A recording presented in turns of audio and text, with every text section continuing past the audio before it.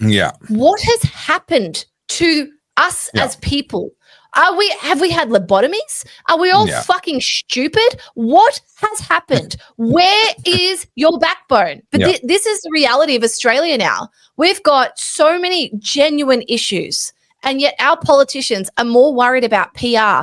When we have a look at all the highlights of what's unfolded in Victoria, now this is also happening in other states. I don't pretend that it's not, but Victoria 100%. really is the basket case of Australia. Yeah. And unfortunately, if we don't get Victoria right, it's like an infection. This is going to go everywhere. And it kind of already is. We already have Albo as our prime minister, who's a laughing stock. But if we play out the highlight reel, I'm just going to read off a couple of things to you. We had 2 young boys, 12 and 15, murdered by kids holding machetes, most of them out on bail. We've got kids stealing cars with children in it. And we have these weak, pathetic people who have just been a victim of a violent crime where your children were in the back seat of your car as it was stolen by a teenager. And the best you can say to the news, it's not very good. Yeah. What has happened to us as people? Have we had lobotomies? Are we all fucking stupid? What has happened? Where is your backbone?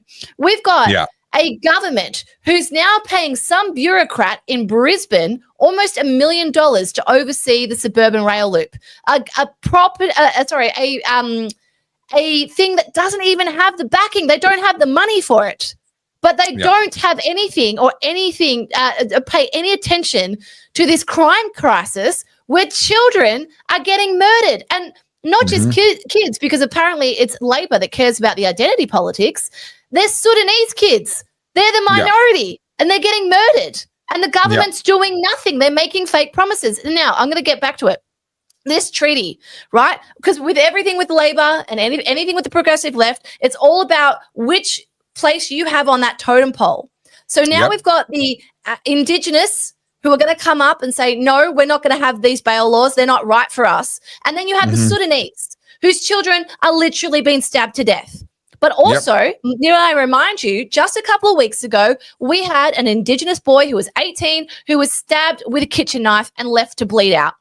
Yep. So who actually matters? Whose life actually matters? Is it more important to have these stupid fucking little, tokenistic PR gestures where there's bullshit, unelected bureaucrats, this new treaty tribunal who come and do all their little ceremonies, their little smoke ceremonies. Oh, look, we really care about the Indigenous. Meanwhile, the actual Indigenous are getting fucking stabbed. Yeah. Make it make sense. Well, we said at the time, as dark as it is, like maybe this is what's going to bring about some change. Maybe this stabbing of what, by all accounts, seems to be a genuinely well-respected. I mean, after these sorts of deaths, we always hear, he was such a lovely boy, blah, blah. No, in the case of this, I believe he was an 18-year-old, young Indigenous man stabbed to death. He was, by all accounts, as far as I'm aware, a genuine, upstanding member of society who was contributing and was making his way in the world and was figuring himself out. Was murdered. And you and I said on a podcast at the time, we said, sadly, maybe this is what it takes. Maybe now that it's one of the protected class, this will get some real action. And I'm sorry to say, we were wrong. Right? Not even this is going to get action. I've got so many videos saved on my phone because, of this podcast. And I just keep looking at stuff every single day. And I keep asking myself, what will it take? In COVID, it was the children's playground, right? That was the straw that broke the camel's back. But yet kids literally murdered in cold blood by other teenagers. That's not enough to change the legislation. And now you have this new governing body who's going to stop any possible reform. So what message does that send to the families of the victims, to Dr. Ashley Gordon's family, or to the family of Chol, and I can't remember the other child's name, I'm sorry. What message does that send that not even your child's murder in cold blood is relevant enough to us to change the bail laws back to what they were, not even reform them, just put them back to what they were before you changed them? Yeah, before you ruined it. What does it take? And sorry, I'm going to go on a rant. What is wrong with Australians in general? What has happened for us to sit back and accept this as normal? To see that now we've got machine guns. I'll pull that story up in a minute. We had a drive-by shooting where someone was using a machine gun and just sprayed 20-something bullets. And I guess this has something to do with the tobacco laws. I'll pull the story up in a second. We've got tobacco stores being burnt down across the state. And I'm sure this is happening, in other states as well. We've got kids being stabbed. We've got home evasions. We've got carjackings. None of these existed 10 years ago. These are problems that have been brought into our real life by this government, by their legislation, by this suicidal empathy. And most Aussies are just sitting back and going, oh, I guess this is all right. Yeah. Are we going to get, honestly, everyone on the chat, there's 798 of you. Are we going to get to that point where we're like South Africa and we have to gate ourselves in our houses at night? Yep. You go and lock the steel gates in your lounge room to stop someone breaking in? What will it take? What is it that is going to make the average Aussie go, shit, things have to change? Because apparently it's not kids getting murdered. That doesn't seem to matter. What's that escalation point? I don't get it. Yeah. Yeah, James, open carry, concealed carry, any carry, the ability for there to be consequences, instant and immediate consequences against these people. Can we get to that shooting story? So I've only watched one video of it, but it was as clearly a semi-automatic. It was not a fully automatic. A machine gun typically means genuine continuous fire with a single trigger pull. Now, maybe that did happen, but the video that I saw, they only had semi-automatic fire. Now, I say only, but semi-automatics are, there are a lot of them in Australia. The vast majority of illegal pistols that have been brought in are going to be capable of semi-automatic fire. Maybe it had a selector and he switched it from semi to full automatic at some point. I just haven't seen the right video. That's entirely possible.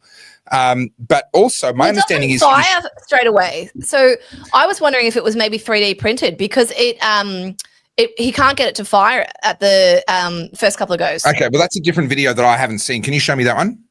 Yeah, let me pull it up. So this is from 7 News. Let me just refresh it so we can watch it from the start. And just give us some audio. That rapid fire delivered around 20 bullets into a home in Broadmeadows just before 1 this morning. Their car pulled up, the gunman jumped out and tried to fire, but nothing happened. He tried again. His accomplice in the front passenger seat had better luck, but the main offender was still struggling with what's believed to be a machine gun. He failed 5 times to fire at the house. It took him almost a minute until he finally succeeded. The same offenders then headed to another house 2 suburbs away in Hadfield, believed to be part of the same family, and shot around 15 bullets into the front of it. Police now hunting for the gunman. They are yet to make any arrests. Full details, 7 News. Yeah, okay. So that was a machine gun. That was a different video to the one that I'd seen. The one that I saw had a different camera angle, and you could hear it was a fairly steady bang, bang. Was bang. that the one in Sydney? Because there was one in Sydney, I think, yesterday as well. Okay. So the one that I watched the video of, they were shooting into an unoccupied building site. So it seems like it was a completely unrelated shooting, completely different to this one. Just quickly before I close this down, I put a comment. I was joking, obviously, and I wrote, better make some machine gun bins. Those lovely chaps were just evidently looking for somewhere to dispose of their bullets. And it's got 4,700 likes on it. And the reason I bring that out is because this is Channel 7. This video is their most watched video this year. It's got almost 1 million views on it, right? They normally get about 50,000. This has made everyone go, we're there now. We've got machine guns, right? This is the real deal. This is the real deal. And, just random guy in a neighborhood just shooting you up with a machine gun. Now, I imagine this is tobacco laws. I don't know. I didn't look enough into it. But that comment, when you read all the replies to it, everyone's like, it's such a joke. Like, that's the only thing we can do now. We have to joke about this because nothing's been done. Nothing is being done. I haven't seen the Premier come out and address this yet. Maybe she has. Don't quote me on that. But this is the reality of Australia now. We've got so many genuine issues, and yet our politicians are more worried about PR. Oh, hi. You're still here. I just assumed everyone had left because Carly always falls asleep, let's be honest. Oh, is that just me? I fall asleep because Carly. I don't know. Anyway, you're still here. So, did you just hit the. Carly, did you just reach. Seriously? Can you not leave well enough alone? No, I must infiltrate every part of your life. Back to me. Please like, please comment, please subscribe, because I suffer through Carly twice a week for you. I drive hours from where I live down to Melbourne to be tortured by Carly every week, and I do it for you because I love you so much. So please help me out. Just like, comment, subscribe, share the show, make sure that everyone else can join in the fun, and show up next week for like more oddcasty goodness. And if you really, really want to help me, then you can buy me a coffee via that little QR code there. You'll be supporting the show and helping me to tolerate Carly.